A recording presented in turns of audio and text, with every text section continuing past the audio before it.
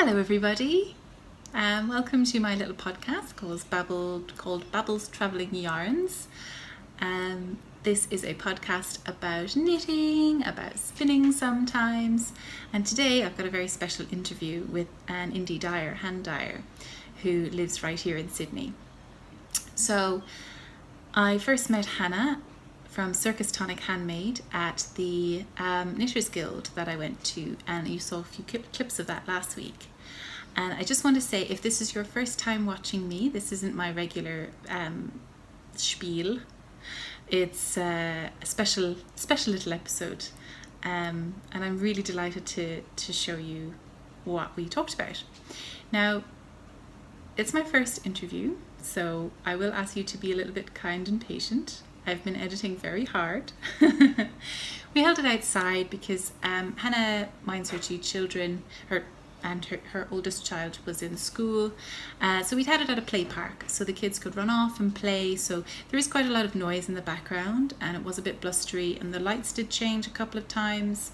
So yeah, I am trying my hardest to edit as much as possible, but on our second round of doing a bit of the filming, I had learned a little bit more, so we knew how to get in there, answer the questions, and that's it. Good, excellent. In between, like, tantrums and running around and losing children and birds attacking, and so I hope you enjoy. It's a bit of a circus. As Hannah says, you know, it's an authentic view of her life, and she's got some really interesting points of view on how she dyes, how she uses water, where she comes from a dyeing perspective, and her specific aesthetic. It's fascinating. I learned so much, and we're now BFFs forever. I hope. So I really hope you enjoy this. I had such a good time filming it with her, and it was a blast. Thanks so much again, Hannah. Enjoy! So hello everybody. This is Hannah. Hello, nice to meet you. Circus Tonic Handmade, which is this beautiful, beautiful shop. And I'm just doing this interview today in the beautiful park, and I want to ask, first off, how did you learn how to knit? Okay. Well, I'm quite a new knitter, so it was about 3 years ago. So I had always done quilting, a little bit of embroidery, and I always wanted to learn to knit. And I had a really good friend, Tanya, living around the corner. She was my old flatmate from uni, and she could knit. And I had another friend, Sarah, in Adelaide, who really wanted to learn. And I became pregnant with Harry, who was my third, and he was going to be my first winter baby. So all the others were born in the height of summer. So he was going to be, and I thought, perfect, learning baby sweaters, cardigans would be a really good way to learn. And I wasn't drinking, obviously, so no glass of wine in the evening anymore. And I thought, I'm going to learn to knit. And I just became addicted, absolutely addicted. And I had learned how to cast on and knit and purl when I was much, much younger, but I had not done it for a long time. And yeah, I went through every single baby, you know, talk about tunnel vision, and I am known for tunnel vision, which helps in some respects but can hinder you in others. But every baby cardigan and sweater I pretty much did. So staghorn, I did Granny's Favourite, I did the one with the leaf. What one was that? I can't remember. There's so many, and they are fantastic, and a lot of them are free on Ravelry. And if you just learn a different new thing, each item that you knit. So when Harry was born, like, he had like 24 items to wear, like cardigans and The most jumpers. well-prepared baby. And I just loved it, and that's when I found hand-dyed yarn as well, because I had never seen it before. And I had found Webb's, the Webb store. Are they in Massachusetts? I think so. Somewhere on the East Coast. And they had fairly good shipping to Australia, so that's where I bought my first. I had some Cascade, and that was my first ever purchase of indie dyed, hand-dyed yarn, was Madeline Tosh, and it was the Tosh Sport. It was a sport weight, and it was in Betty Draper's Blues, and that was the first ever hand-dyed yarn. I remember winding it on the back of a chair, because I'd never even seen a Swift or a ball winder either. This is only 3 years ago. Like, it's just, and I was winding it, and I'm like, oh wow, I just could not believe it. I really loved it, and I still love Madeline Tosh, and it's really special because and they say it's the gateway to hand-dyed yarn, Madeline Tosh, the gateway drug.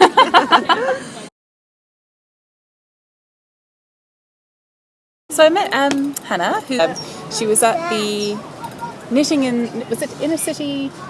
Hang on. Inner City chapter of the New South Wales Knitters Guild. There you go. Yep. Hannah's got it. I'm like, Knitting Guild. Their I don't know. Their November meetup. Yeah, so it was my first time there as a guest, and I was lucky enough. Actually, the only reason I went was because Hannah was there. Hannah was going to be there. So my friend Tina was like, Hannah's going to be there. And I was like, so we were there at about 10 o'clock in the morning. It was supposed to start at 10:30, and I think you were pretty much sold out by 10:30. I had people taking skeins out of the boxes before I even got them on the table, which was really awesome. But I was like, oh, what about everyone else? Yeah, well, okay. Too late. You Yeah, know what? I know. Those suckers. You snooze, you lose. Yeah. So I'm going to show everybody what I got. Yes. Which is one of these beautiful bags by Hannah. Absolutely nice gorgeous, and I was really surprised by these little guys inside. Yeah. They're so cute. I've had that fabric for so many years. Oh my gosh, and it's been in so a few quilts pretty. I've made for babies and Has it? things, but I've got this new It's just too use cute. it or lose it thing Absolutely. with my fabric. I just have to use it. You And have to. It's so much better to be used and loved than sitting in the cupboard. Like, You're so right. And You're what if so the right. house burns down? Like, I had a terrible idea. Oh my god. My James left the charger for the laptop on the bed when we went out. Oh, and it got hot. Oh my god, it gets so hot. Yeah, So we actually had to shivers. turn around, come back and turn it off Yeah. because I was like, my yarn! My yarn! Oh, imagine. Smoke damage! It's done. So I got 3 different types of yarn because I could not help myself. They look nice together as well. Don't they? Yeah. I got them actually because I needed some beautiful tonals, and you do beautiful tonals. Oh, that's pretty good. We're in Queen's Park Yes. for Sydney Siders who want to know where we are. Yeah. You can sort of see the Centre Point Tower in the background, or maybe not. Maybe not. Just about there. Is it there? Yeah, Somewhere? I think so. It's a good day, beautiful though. place, really nice. And thank you for being a better podcaster than I am. You know, she knows what's happening. Well, there's a few. I even know. I think Cook Street down here. I have a customer. There's one customer in Alma over here, so I know where we're at. So you've got a lot of local customers around Sydney as well. So that has a lot to do with the Knitters Guild actually, and they. A few people had bought some yarn and took it to the meetups, and that went really, really well. Yeah. So I'm sure that's where a lot of the locals come from. That's and, great. Trying to, give my yarn to various people in Sydney, and because it's really nice to have a local dyer. So you started off kind of looking for local yarn. You were mentioning in the guild your revelry base is Australian sourced. Yes, yeah, and so is Carousel. Oh, this is Eliza. Hello, Eliza. Carousel and Fiesta. I had bought a lot of hand-dyed yarn from all over the world, and it was great when the dollar was sort of par with the American dollar, and I was buying. When was that? Probably about 3 years ago, Wow, 2 years ago. okay. It was pretty good. Yeah.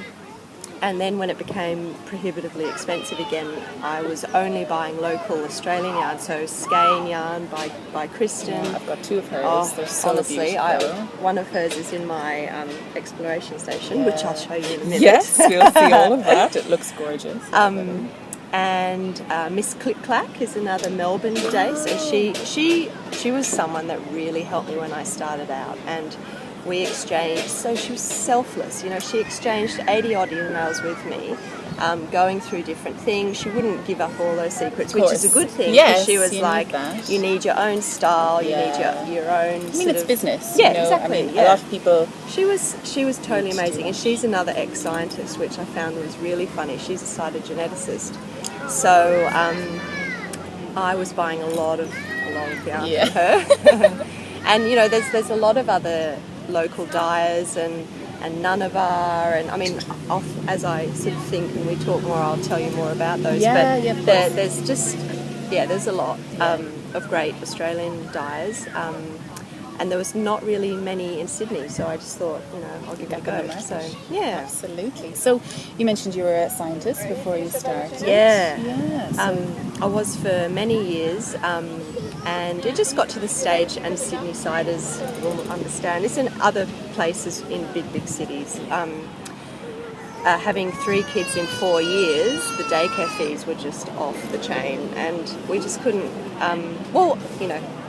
we just didn't want to anymore pay for me to work. And it got to the point where I loved my job, but when it got to the point where I was paying so much to be there, I just lost the love of it and the enjoyment, and it was sad. So, but anyway, it all happened, and I decided to resign. Yeah. And then within a few weeks, I started dyeing yarn, because I was at home, and so much of my identity had been being able to juggle and have the kids and work, and I was really happy with that for so many years. But when you got 3 kids, it was just the balance tipped, I guess, too much. Mm-hmm. And so I was at home a few weeks, and I thought, I can't not have this big thing to not define me, but I guess keep my focus and joy and lots of things like that. So you were a scientist before, and you mentioned that you found that it was incredibly useful to have that scientific background because of the way that the dyes interact with the yarn and the pH and the you were making that was at the knitted scale, wasn't it? You were talking about that.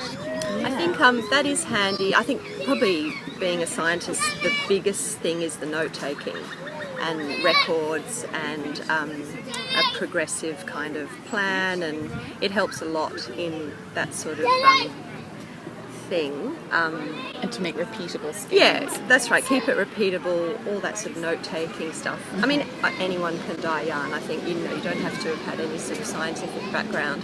But I think it was never overwhelming for me trying to sort of do all those things and mixing the dyes to the particular percentage solutions and those sorts of things. I mean, a lot of my tools I nicked out the kitchen, like an old chopping board or scales or measuring spoons, those sorts of things. So they're mainly kitchen based. So if you can cook as well, that's what we always used to say in the lab. If you're a scientist, there is no excuse you can cook. You should know how to cook. You can cook.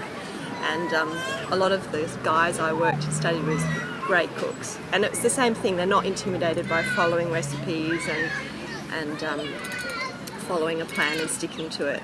So that's that side of it. But anyone can dye yarn. But not everyone can make the beautiful colours that you have. You. Everybody has such a different style, don't they? Yeah. With the hand-dyed yarn. So yours it's kind of a gentle, like a subtle tonal shift. A lighter touch, Yeah. If you want to talk about what types of, what your favourite types of colours to use, or your favourite types of dyeing techniques maybe to use. Well, I think, what you said, everyone has a different technique or a style, and I think that's awesome. Like, there are a lot of knitters and everybody loves hand-dyed yarn, so I think there's always a place for a dyer, a new dyer. So my style, I started with Australian native birds. I mean, honestly, because I'm not an art school sort of kid. I used Australian native birds as a crutch because I wasn't confident in my colour theory. And I thought, if I like what I see, it might look nice on yarn. So I started trying that.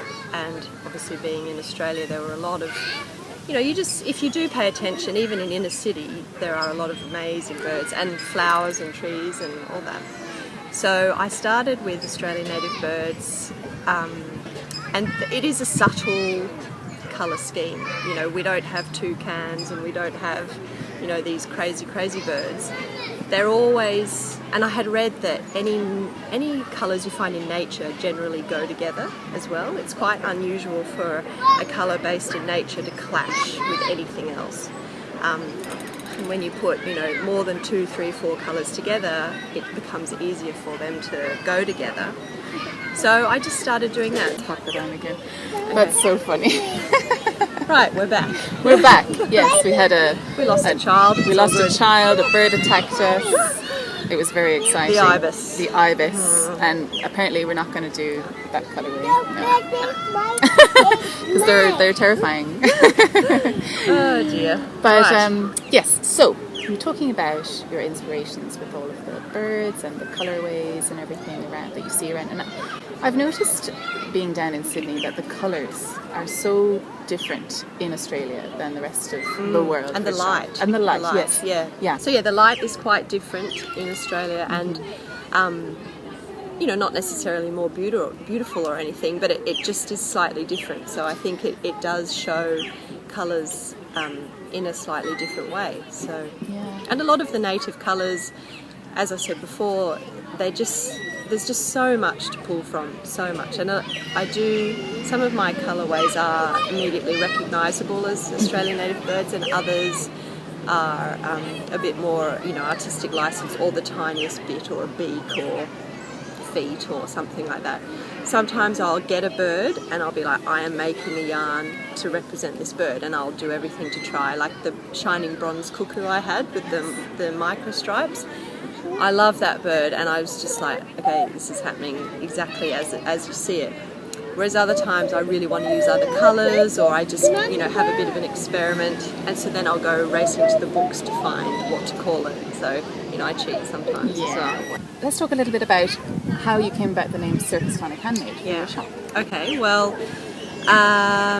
you're not in frame at the moment, actually. Hello! There we go. Right. Our surname is Gin, and a lot of people say Gin when I'm in a waiting room, or I get called, it's Gin. So that's kind of where the tonic came from, gin and tonic.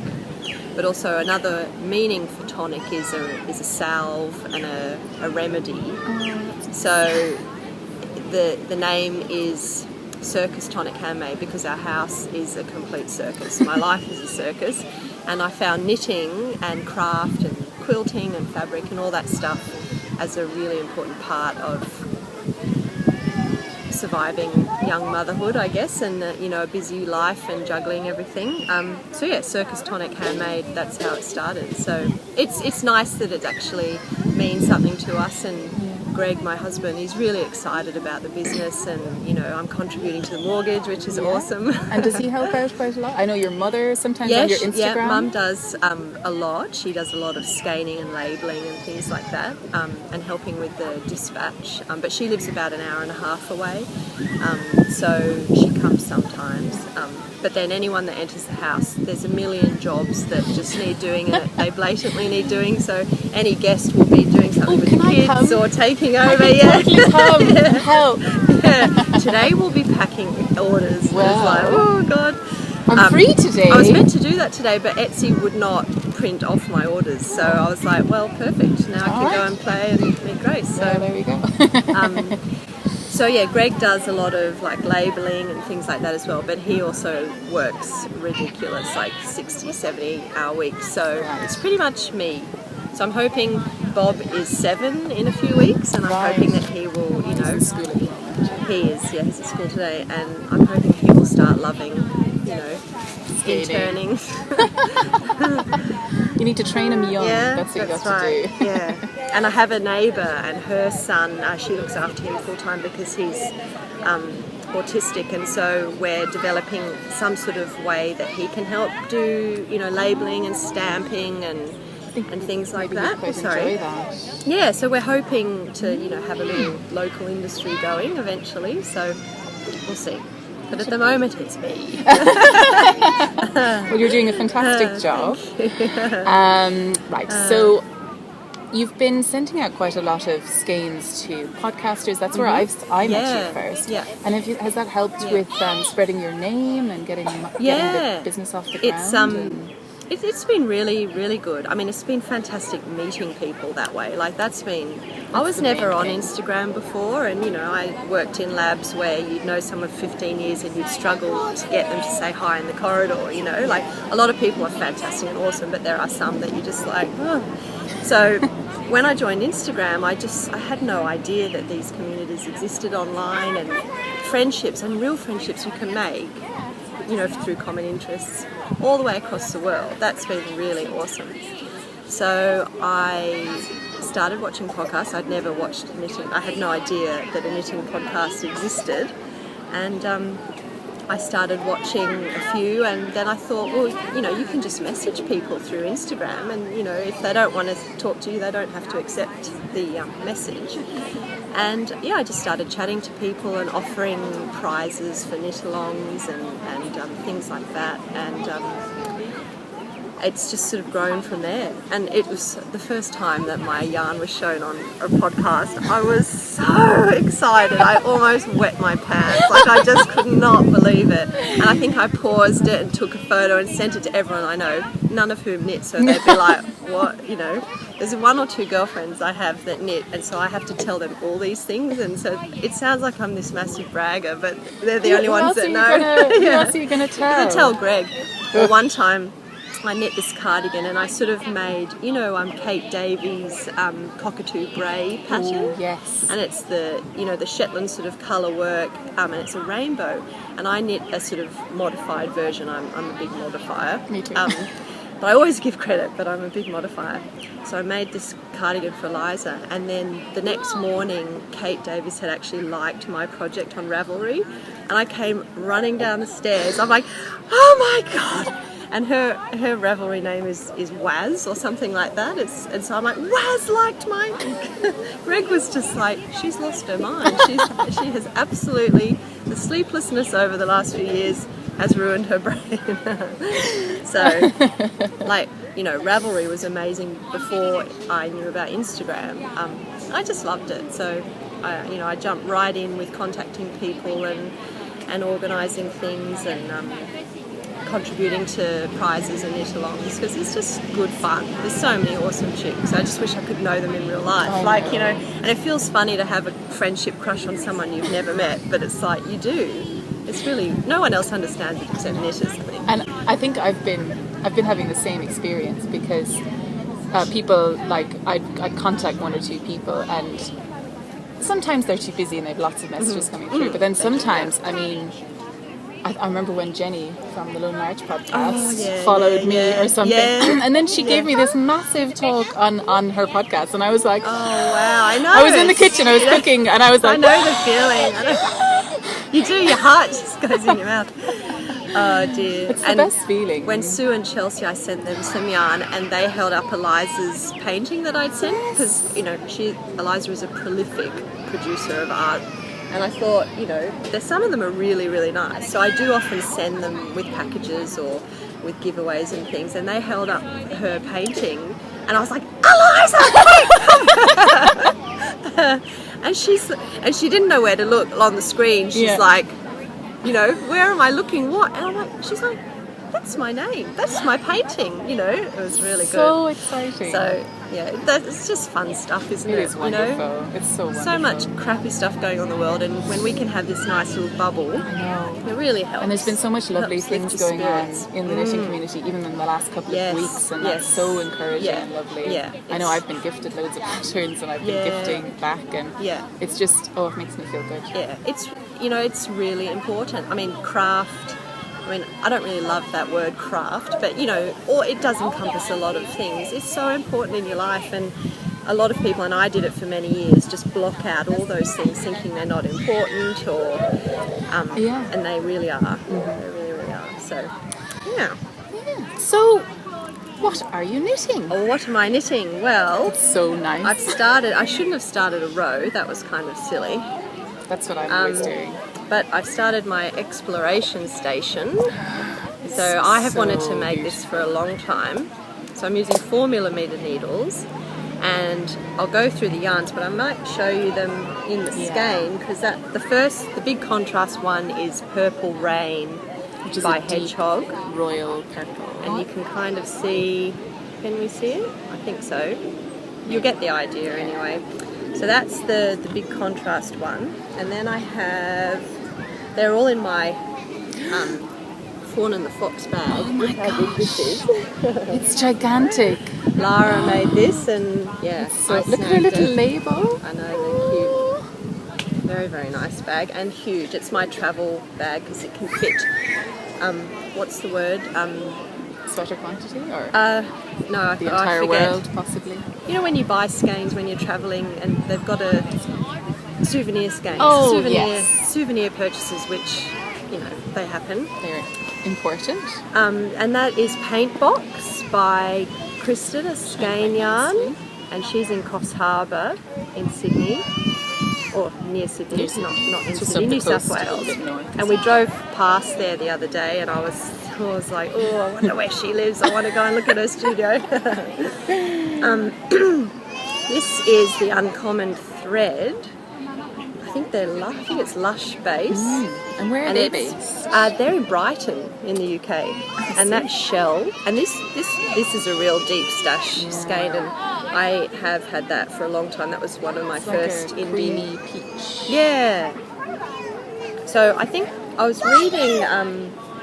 Little peach dots through there, nice. Yeah, it's such a great neutral. Oh, it's yes. actually hard to get neutrals like this because they either go too pink or too brown, or it's a very, very nice one. And I have my fireworks sparkle. Oh, that's attached. That's right. I'm on that wedge, and that's Grey Whistler. And that's sort of a semi-solid tonal. So that's a few different purples and then a grey on top. So it sort of takes the edge off the real, purpleness of it. Let's put it right down. And what else have I got? Oh yeah, that's another one of mine. That's Revelry Sock, and that's Red-Browed Finch. So Revelry Sock, this is your local... That's the 80-20. The 80-20. Yeah, and that's the super soft one. I should hold them all up together. And then finally, I have another hedgehog, which is Film Noir, which I really, really, really like that one. And this sort of started, I had those two together, and then I kind of just built like that. So most of them are in now. I don't think Film Noir's in yet.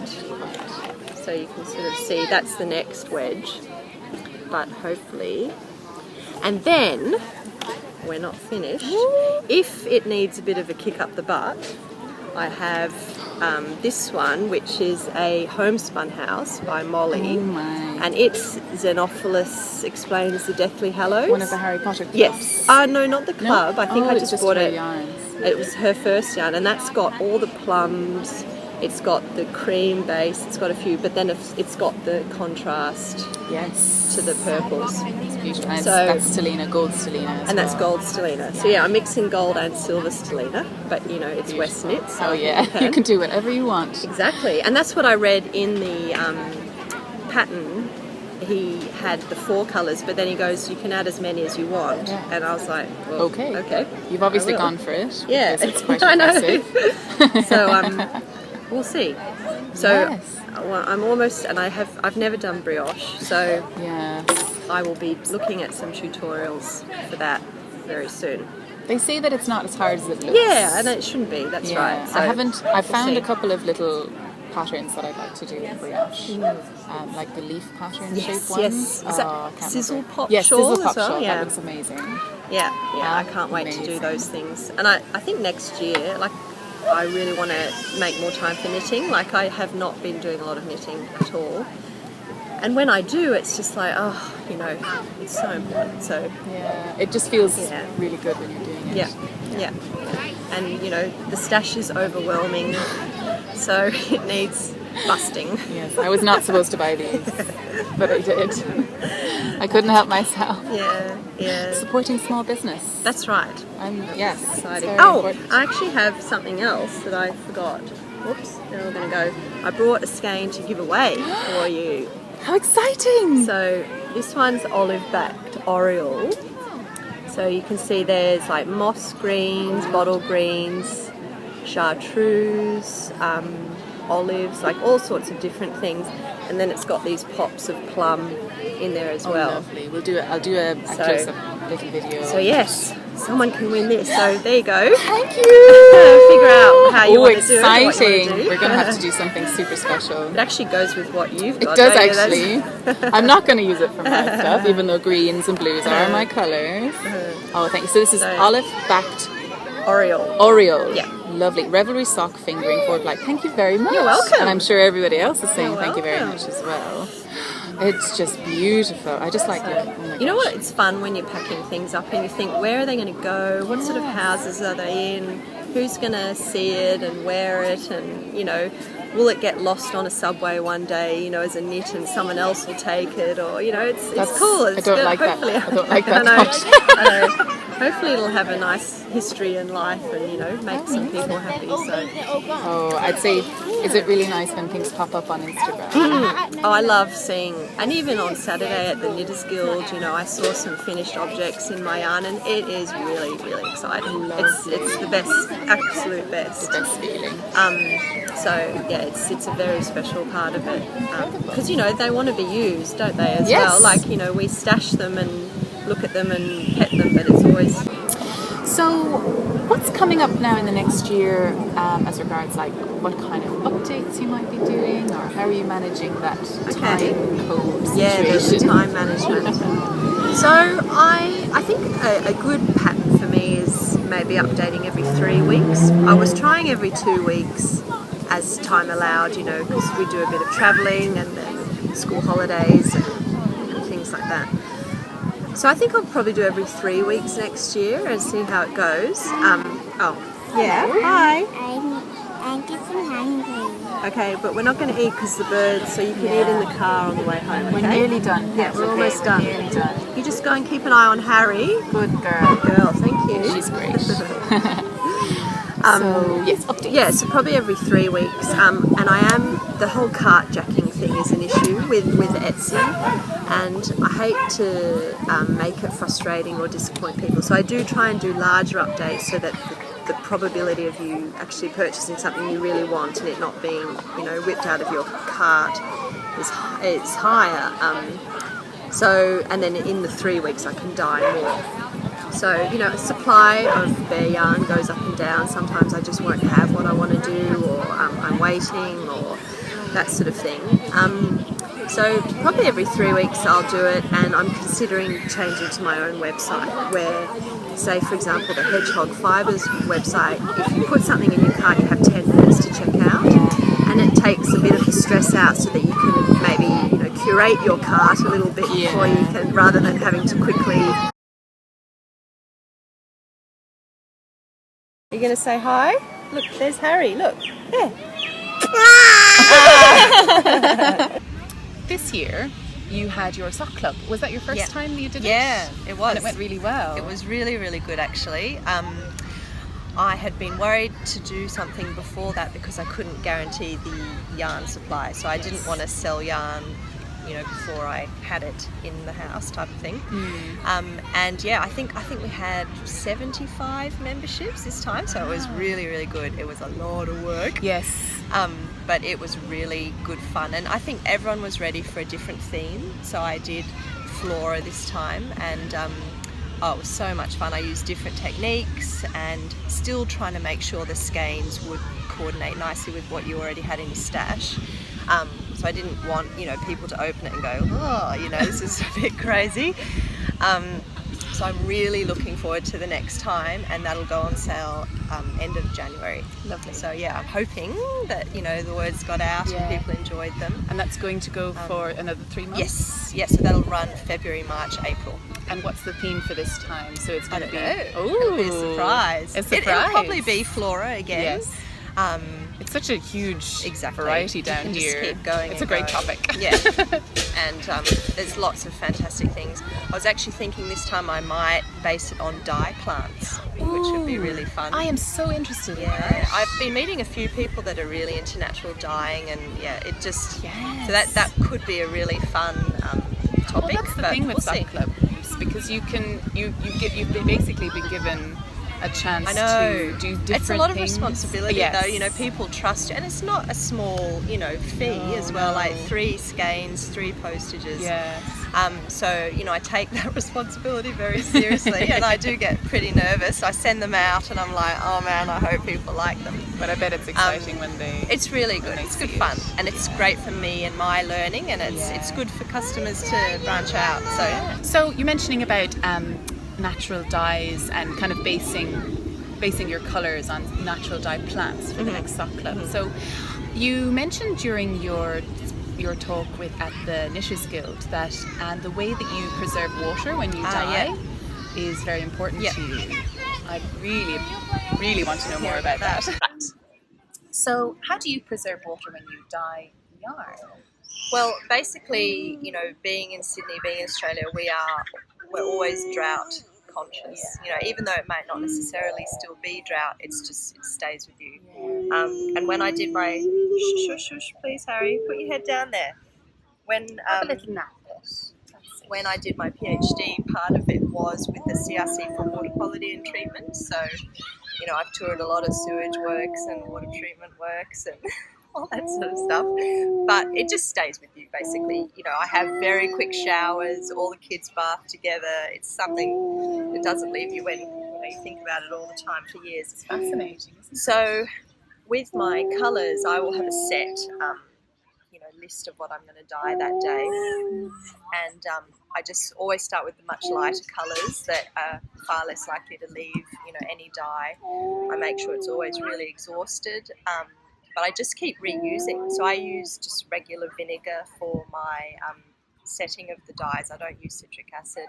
I might use citric acid, but vinegar's just, it's a bit easier. And I just basically, I top up. I've got 20-litre pots, and they do deplete as you go, and water gets taken out with the dyed yarn. And I just use it until I possibly can. So often a single dye bath could have up to 40 skeins dyed in it. And I might top 4 up, a little bit, and then add a bit more vinegar or whatever. That's fascinating. So that's all it really is, just using it until you literally can't use It's it about anymore. being aware of that, because I've been spinning yarn, and when I'm setting it and when I'm washing the fleece and stuff, like I'm astonished at how much yarn I'm using just washing stuff. And if I was a bit more aware of it, I'd be able to do it. But I think I come from Ireland, where we have rain all the time. Water's not a problem. I know. I've studied with friends that they leave the tap running when they're brushing their teeth or whatever, and I'm just like, no, stop, turn it off. And that sort of thing you try not to do. You don't do. And same when I'm rinsing the yarn. Other dyers in other countries must rinse their yarn more than I do, but because I don't use very much dye to start with, it doesn't need as much rinsing. But again, with the rinsing, I wait till the end of the day, and then I just rinse the lightest colours first and keep going like that. And so really I, use very little water to rinse as well. That's fantastic. So it's just something that we do, and I think most Australians, it's on the top of their mind all the time. So what are you working on? Well, Henry, what do you think of this? Look at this, Harry. Oh, It's Harry, a dog. I'm sorry, Harry. Look at this. This is for a little doggy. A dog jumper. This is a little dog jumper for a little dog called Keely. Hey, doggy. Yeah, and this is where his little bottom goes. And that's his little tail. We'll wag it. Her tail, sorry, it's a girl. Doggy. So I've been finally getting back onto it, because I was working on it with wooden knit pros, and they were so difficult, especially with the acrylic yarn. This is just red heart, acrylic yarn, because it's for doggies. But I changed to these Hiya knit pros, and oh my gosh, not knit pros, Hiya sharps. And they're the 4-inch interchangeables, and I quite like the small ones because I overhand and I flick, so I don't have to, I don't know, it doesn't bother me or anything, so I tend to hold quite close. They're my favourite needles at the moment, Hiya sharps. Yeah, they're I know. I got the whole, really I got a whole set from, well, Tina organised it, because Tina's my favourite person alive. She's honestly ridiculous. I keep mentioning her every single podcast. Honestly. We all need an enabler. I know. I need fewer enablers, Yes, I think. yes, but So I've been making up this pattern as I go. I've kind of I started off with so a you few made it numbers. up? Yeah. Oh, wow. That's yeah. really I kind cool. of just found lots of Fair Isle patterns on Pinterest, and I started off with this one, and then I went up to this one, and then I did a star, and then I made this one up because the other paws that I found weren't quite. They were either too big or too small, so I kind of had to work it out. That is really, it's not really difficult cool to work it out because it's Yeah. just. I don't know. I had You got the graph paper? Well, no, I just used one of these. This is Electrum-Berg, but I got a dotted notebook, and the inside of the pages are all dotted. I don't know if you can see, but it's all dotted, so you can chart out patterns just by that's super dotting it on pretty. it. It's Yeah, great. I like that. Yeah. So that's what I've been doing. So I'm Yeah. up now to the rib, and the pattern that I was using had a big neck so that you could get it on quite easily. But I think this might be too big, and I was Yeah. thinking about doing some short rows Yeah. just underneath the chest. Is this where the two little paws are going to come out? Where's the I knit a dog jumper one time for my sister-in-law or her dog. Yeah. And I ended up putting elastic through the I might neck do that. ribbing because it just looked too. I needed to go down way too many needle sizes. So. Yeah, I'm gone down 2 needle sizes on this, but I think I'm actually going to join a couple of the cables together. Yeah. So what sort of dog is it? She's a Springer Spaniel. Oh, okay. She's a Springer Spaniel. She's Okay. quite chubby. Yeah, She's a but bit they're pure lumpy. muscle. Yeah, those that's dogs, true. aren't they? Yeah, So- yeah. But It's going to be so beautiful. well, hopefully. Anyway, I don't have the dog with me, so I Yeah. can't try it on. Yeah. But maybe you could send elastic with. I'll be going home anyway. Oh yeah. So you and to can be fix honest, it up. yeah, I can. You can fix it eye up up the if it's dog not and be right. like, whoa. Yeah, exactly. Yeah, I'll be like, oh, we'll see. Hopefully she's eating some mince pies. Well, that's it. over the holidays. She's so cute. She's so ridiculous. She Oh, falls over dear. herself all the time. I should have brought Hector here today because that would have been. Yes. I think He's a I bit need. smaller than this. Oh well. It wouldn't have Yeah. worked to try it on. I think Keely would be the worst dog to have on a podcast because she's just like terrible. Into everything. Yeah. You can't bring her outside. You can't bring her outside with other people and other dogs. She doesn't really interact well. But she's the cutest thing on earth. Oh my god, she's so Yeah. cute. But yes, nice. it's in my favourite bag, which is a yes. cat bag, which I don't think Keely would agree with, but we're not going to tell her. The BITCH face bag. Yeah. Aren't they hilarious? They're Some of them? so It's cute. just funny. God. This one, the gold one, Yeah, it's really like. he's my favourite. He's like, Yeah. just get out of my Yeah, face. that's right. Not a good day. Oh, I love it. I love it so much. Oh, So- good. I'm glad. Yeah. So what else have you got on? Yeah, what else well, have you got? Oh, you got an FO. I have a Oh. celebrated FO. It's finally happened. It's finally happened. Ah! This That is is the awesome. driftwood tee, and that lace has just feels opened up. really, So really yeah, this is nice. the Inez yarn by Morris & Sons. Oh, They've brought out a okay. 5-ply. I don't know where the Oh, it's label's just got some beautiful flecks. It's and- just gorgeous. It's got these kind Yeah, of browns, really like that. browns and blacks and whites, and I don't know if you can see it There there. he is up there. Can you go and supervise? Thank you. This is the Lilas colorway of the Morris & Sons Inez 5-ply. They've just brought it out. It's a mix of alpaca, wool, acrylic and viscose. Oh, beautiful. But it just drapes The so colour's lovely. really The colour is really beautiful what, on you what 'cause just it's got gives it. that sort of your hair colour in there. Yeah, isn't a it? little bit. It's not actually for me. This was given to me. It's for a sample piece for the Granny Square shop in Newtown. Oh wow, okay. And she's been so lovely. She just Yeah. basically said, "Could you knit this pattern for me?" And I was like, Oh, fantastic. "How long do you need?" So you don't get to wear it? No, Oh, it's not my no. size. And actually, alpaca's a little bit itchy on my skin. I'm Right, really yeah. ridiculously sensitive to alpaca. But I think that I am going to get a bamboo. Well, you see, I was talking now. Oh, actually, I've got to tell you. So, I had the opportunity to speak with Hohi Locatelli on the Fruity Knitting Patreon page. Oh wow. So How exciting. they've set up this amazing wow. discussions with makers, designers, and oh my god, I am so glad that I've signed up to be a patron because Wow. the stuff that they're putting out is incredible. And Yeah. she was saying, because I was asking her, because she's in Argentina and it's getting quite hot down there as well, and I was saying, I don't want to stop knitting. What are the kind of yarns that you'd recommend? And she goes, linen and cotton, and I was like, oh, they're really hard Hard to on your knit hands, with. yeah. But she was saying that I think I think Manos del Uruguay has brought out this new line called Milo, which is a really nice linen. Okay. And that's the one she knit her granito in.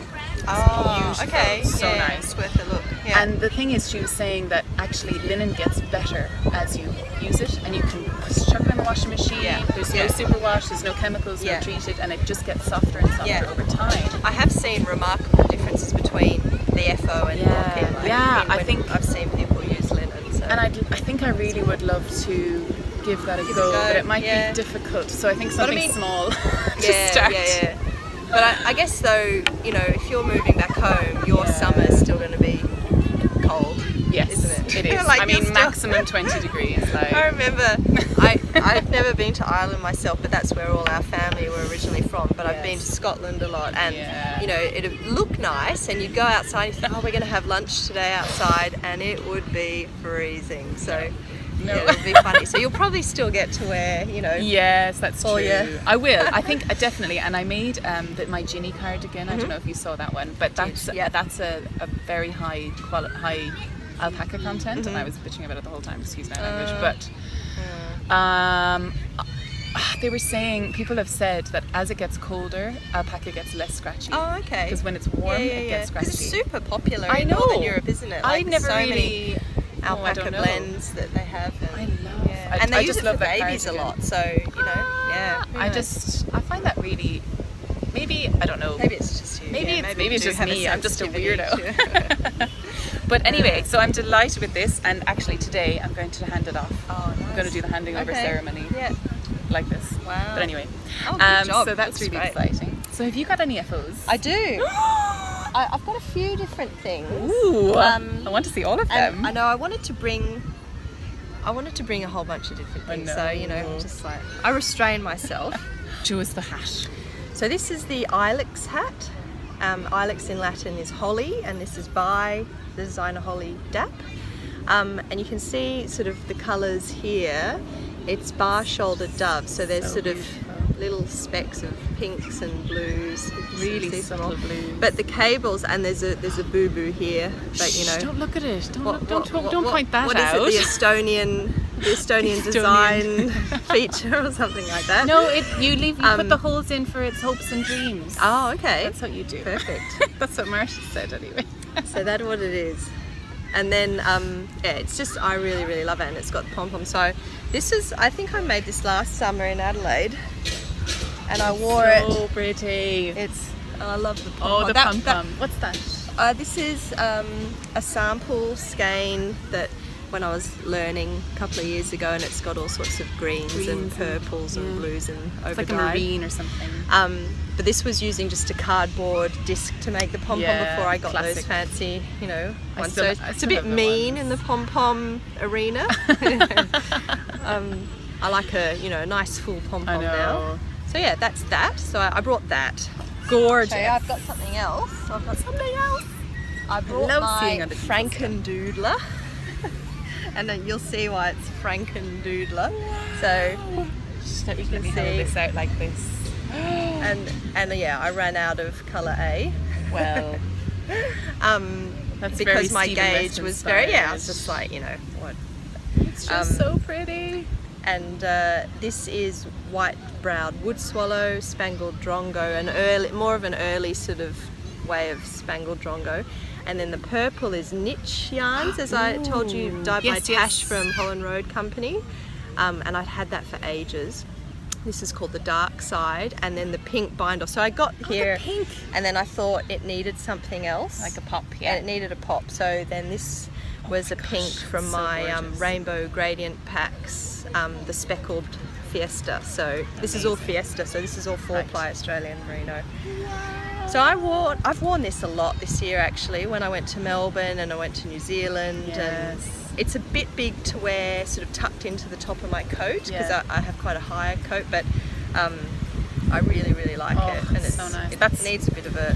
What I'm really looking forward to doing actually is wearing all of my... Yeah, I'm sure, yeah. It's the first frost hit I know, yesterday, and I was like, oh my god! I've seen it on all the Instagram posts, and serious snow, like up in Vermont as well, and Sweden. Oh yeah, it's just... I think Jenny, below Narch podcast, she's been getting snow for a couple of weeks now.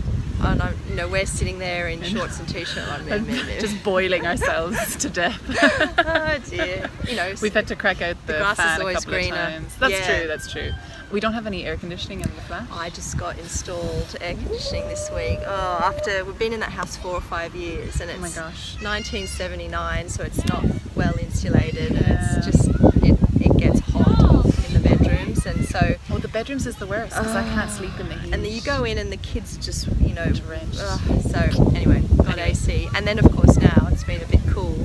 Although Friday I thought it was going to be 37 and I was like, yeah, that's right. It's so pretty. So I'm actually really, I wasn't sure about this section. yeah, But I love it. I love it much more now than I did when I first Yes. finished it. I think I was a bit over it when I finished it too. Yeah, well, it gets to the stage, I think every garment I knit, I'm But like, it gets "Ugh." a lot of compliments, and I really enjoyed wearing it this winter. And so because of the cable, it just sort of hugs you a bit. And I've got a void shawl on the needles, and that's exactly the same thing, where that edge actually will end up hugging. It doesn't stretch out as It's much. a garter, isn't it? Or no? No, the top it's- bit. The top bit. The very edge is garter. Oh, Haven't got yes, there yeah, yet. yeah, But so that was that, and I've got one more FO to show you, just because I love all the others. I Because I don't have Oh any no, of I've got those. 2 more. What? Oh dear. Yes. Really excited. These were hoot mittens. Hoot? Or give a hoot. They were in the Kelborn Woolens book. Oh, gorgeous. And That so cable. it's that owl cable. I haven't put the buttons for the eyes, and I think I might have fluffed up a little bit of the ears. Oh dear. But we're learning. Yes. But I took these to New Zealand, and so lovely. I love that long cuff actually. yeah, and this is Carousel GK in Mallard, which was one of the first colours I did. They're really they're cozy. so nice. You can probably see they're all a bit dodgy. But I took these to New Zealand, and we went on one of those jet boats. Oh my God. In the not the shot over jet. What was the other one called? I forget now. But it was about 20 minutes, 40 minutes out of Queenstown. I'll remember it in a minute. And I was holding onto this jet boat, and we were on the front row, and all I could think of, my hands are warm. Everything else was freezing, and I had this huge spray jacket that was full of Velcro. Yeah. So I was trying not to get my gloves stuck on the Velcro. And Greg, so I was standing there, and I had the coat, I had the dude, I had everything on. And I didn't want to touch this Velcro, and I'm like, Greg, can you do me up? And he's like, what are you talking about? Like, do it yourself. I'm like, no. You don't understand. I don't want to touch the Velcro. So the whole time I was like, it was really funny. But it was freezing on this. Oh, the Dart River boat, Dart River jet boat. Oh, they were awesome. It was the scenery. It was just amazing. Except we had a guy on the back row spewing, which was just most off-putting. Not very nice. But yeah, Still, freezing. all part But of the my environment. hands were so warm, so yeah, I was pretty happy with that. Because sometimes, like, I'd be a bit worried with knitting, because it is a bit holy. You do get air through, but they were really amazing. super warm. And I think we were going at like 80 kilometers an hour at Wow. some stage. And like the Dart River was so shallow, like because of all the snow still there. So like before the melt, and so we're skipping over stones. And the last one is this one, the Flower King hat by Anna Maltz. And I did this quickly, and we were talking before about being the front of the class nerd. Yeah, and I was going to take her class, and I was like, well, I have to wear something that she designed. So this, actually, it's the, what is it? Mental blank. the yarn you've talked about. The yarn. Oh yeah, It's classy. purple. Knit in colour. Is it knitting? No. Dreaming in colour. colour? Oh, dreams in Dreaming colour. colour, classy with cashmere. Is he really going to get up that slide? Looks okay. We can. He's got a very good sister Yeah, well. helping him with her head.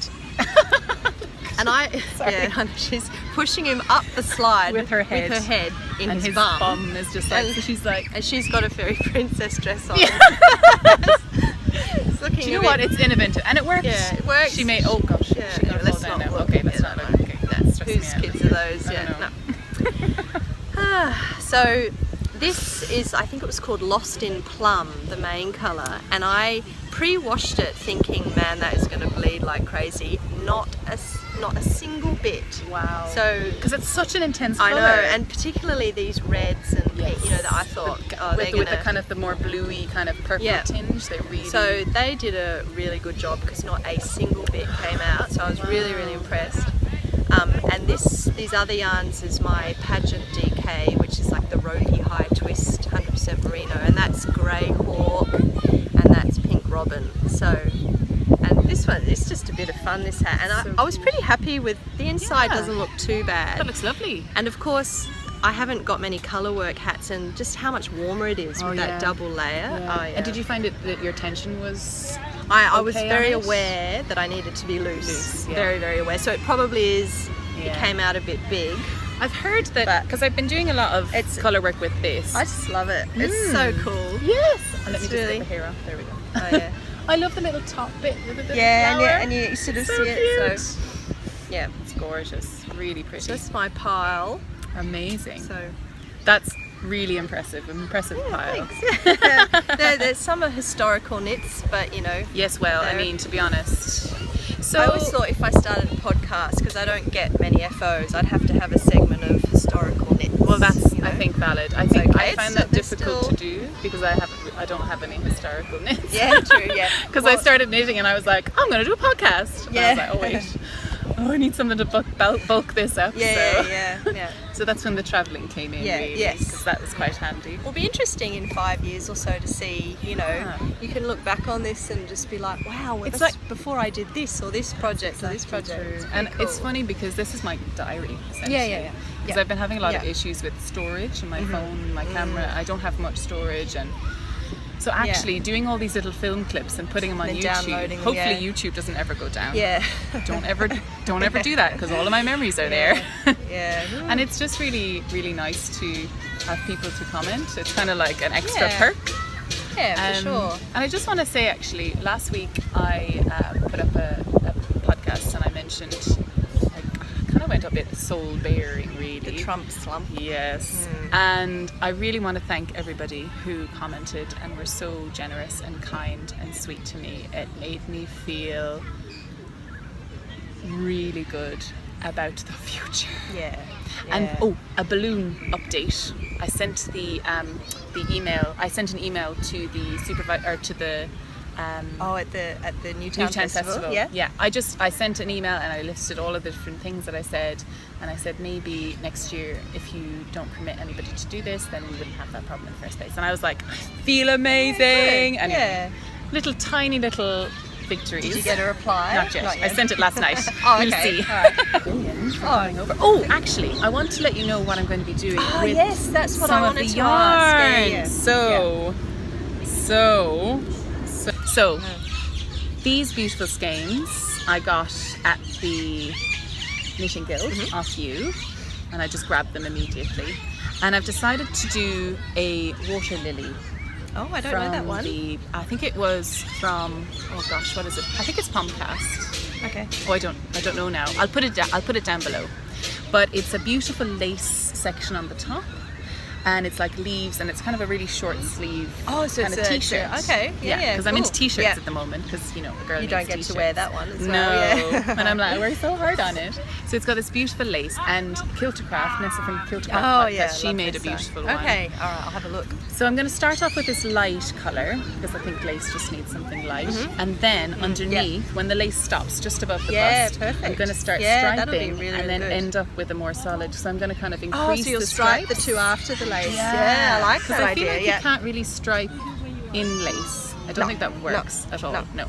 So that's my plan. Cool. Oh, I look forward to seeing that. Do you know who this is? It's Doc McStuffins. Really? She is Doc McStuffins. She is a doctor for her toys because her mum in real life is a doctor. Aww. It's really good actually. There's very few shows that represent, you know, intelligent women and, you know, not Anglo type of. So this is Doc McStuffins. Oh, we're still recording. Yes. Yes, for feminist intersectional toys. That's right. She's African American and like female. her? stop sticking her down. Oh dear. Oh, she's cute. That's fantastic. Well, thank you very much for meeting with me. Thank you for inviting me. Oh, it's been so lovely. I've really actually good been fun. I think I've been name dropping you a couple of times in my podcast, being like, maybe I can get some Circus Tonic Handmade yarns. I've got some soon. serious podcasting catching up to do then. Oh, don't worry. But I'm just delighted that we got to. well, thank you for having it, and thank you for, having all of us on your podcast. And Well, it's a family coffee affair, really. spilt and Circus Tonic Handmade. birds attacking us. Yeah, that's right. It's a a circus. family You affair. actually have real insight as to what it's like, in our everyday. Well, But no one's vomited yet, so it's quite. We're doing well. that's a plus. Well, my podcast is a bit of a mess as well, as people might know and understand. So I think it suits perfectly with what we're going to be doing. good So I fun. hope that it makes sense when I finish editing. Yeah.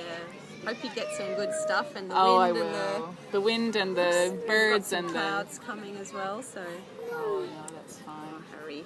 So fantastic! Thank you very much, Thank and you, thank you Grace. again for. Hang on, where is it? Oh, you scary voice. Oh my Wow. gosh! I just dropped his So toy thanks again. again for this. Yeah, good luck and enjoy it. Yes. Whoever wins it. We need to see what happens to this. Yes. So I'd love to. let us know. Okay. Where's she gone? Well, She's gone all the way You down stand there. up there and you wave goodbye.